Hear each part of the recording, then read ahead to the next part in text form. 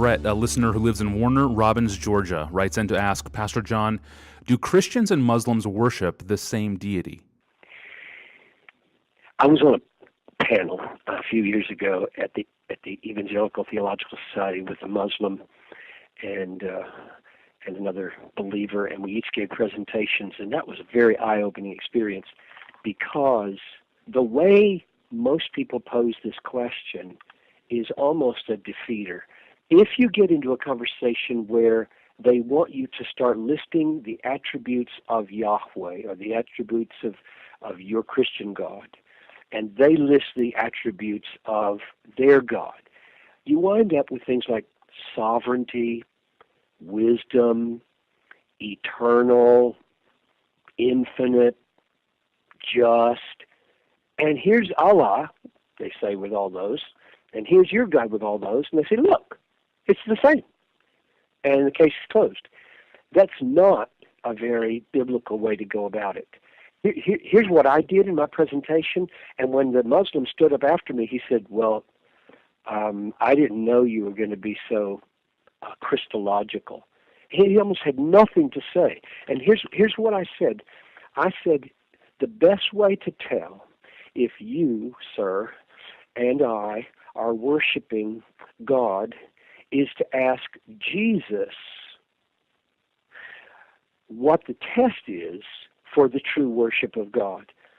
And Jesus said, if you reject me as the crucified one, and Muslims do reject him as crucified, if you reject me as the risen one, and they do reject him as the risen one, if you reject me as the one who atones for sins through the shedding of my blood, and they do reject him for that. So there's no question that Muslims reject the Jesus of the New Testament. They have their own Jesus, but the Jesus that's presented as the gospel in the New Testament, they explicitly and admittedly reject. And Jesus says, you don't know God if you reject me. So John 7 or 19, they said to him, where is your Father? And Jesus said, you know neither me nor my Father. If you knew me, you would know my Father also. If you knew me, John 8:19, you would know my Father also. But they don't know him, and therefore they don't know the Father. And he's talking to the Pharisees of all people. I mean, if that's true of the Pharisees who claim to know the Father of the Old Testament, then how much more true of Muslims? Or he said, you don't love God, because he said, you don't have the love of the Father within you. I have come in my Father's name, and you do not receive me. So he's coming in the Father's name. They don't receive him. Therefore, he says, you don't have the love of God within you.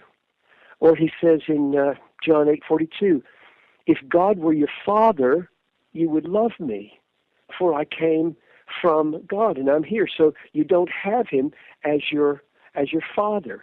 Or in 1 John 2:23, no one who denies the Son has the Father.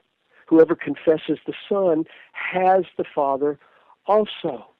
So they don't have the Father. Or John 6:45, everyone who has heard and learned from God comes to me, but they don't come to him, and therefore they haven't heard and learned from the Father. So you've got all these passages where Jesus and 1 John say that the litmus test, the proof of whether anybody has a relationship with God, is truly worshiping God, is whether or not they truly embrace Jesus.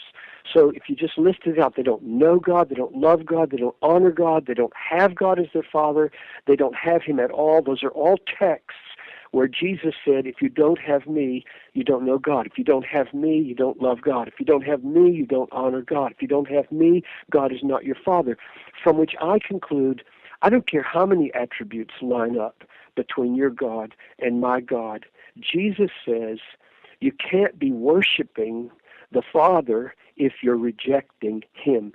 And that's the approach I think we should take with all Muslims. We should befriend all the Muslims in our lives. And there are many, at least in my neighborhood, there are many people who you can befriend like that. And we tell them the unsearchable riches of Christ. And we especially go to the gospel where the glory of God is revealed in the death and the resurrection of Christ. Thank you, Pastor John. The panel mentioned at the beginning of this podcast was recorded at the Evangelical Theological Society meeting on November 18th, 2009, and it can be found online at desiringgod.org. There you can search for the resource by its title, Evangelicals and a Common Word. That's Evangelicals and a Common Word. I'm your host, Tony Reinke. Thanks for listening.